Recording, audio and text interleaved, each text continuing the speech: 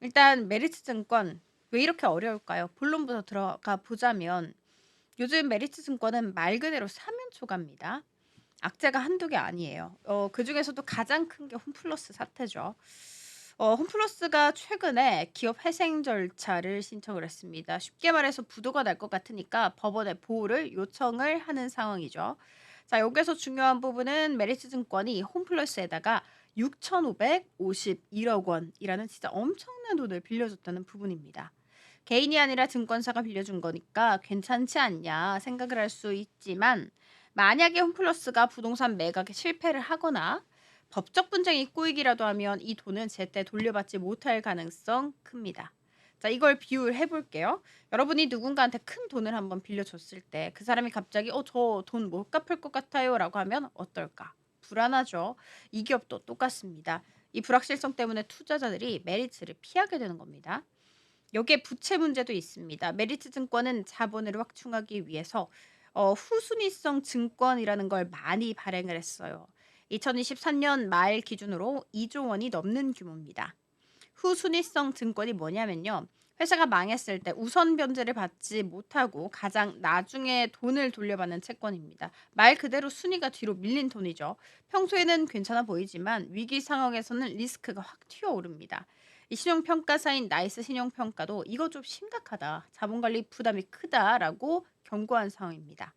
기업 입장에서는 자본을 늘리기 위해서 선택한 전략이지만 투자자들 눈에는 저 회사 재무가 건전하지 않다라는 시그널로 보이기도 하니까 주가에 부담이 될 수밖에 없습니다.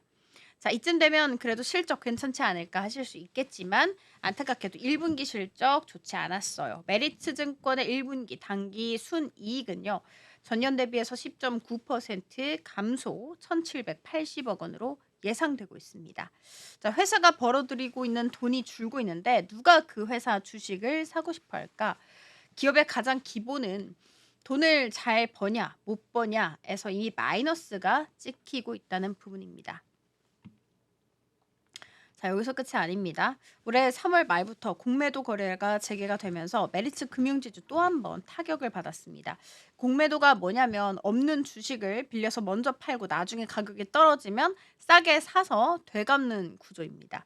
쉽게 말해서 주가 하락을 노리는 투자죠. 그런데 메리츠 금융지주는 4월 초에 공매도 과열 종목으로 지정되기까지 했습니다.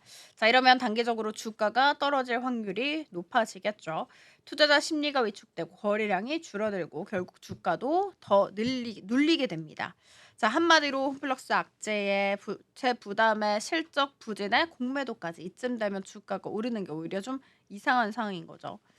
자, 반대로요. 요즘 주가로 잘 나가는 증권사들 어떤 것이 있을까? 일단 미래에셋증권입니다. 1분기 실적 대박 났어요. 가장 눈에 띕니다. 한 달 사이 주가 36.9% 올랐고.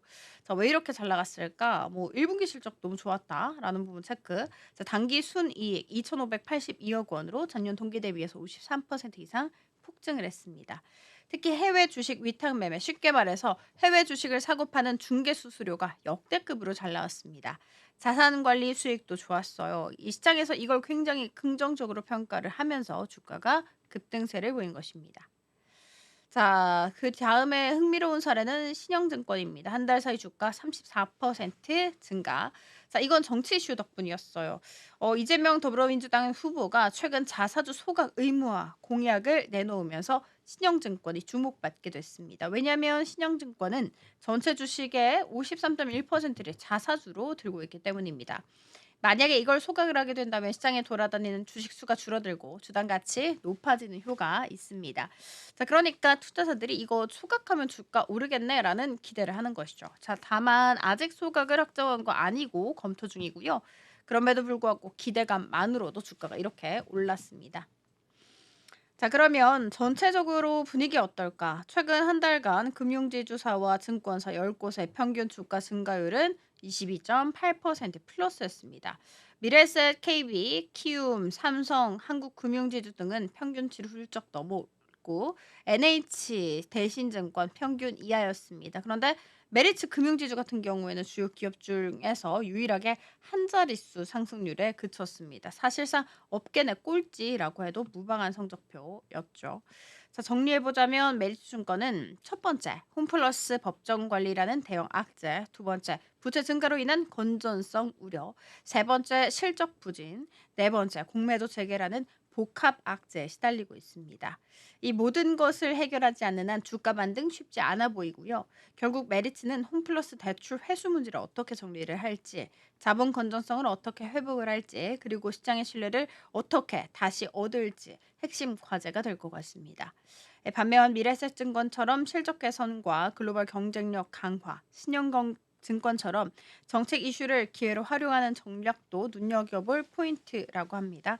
자, 오늘은 일단 여기까지 금융지수 함께 살펴보도록 할 테고요. 한 달 새 금융투자 업계 희비가 얼마나 극명하게 갈리셨을지 이유가 뭔지 조금 감 오셨을 것 같습니다. 결국 증권사도 기업이기 때문에 시장의 신뢰와 수익성이 가장 중요한 핵심이라는 부분 체크해 드리도록 하겠습니다.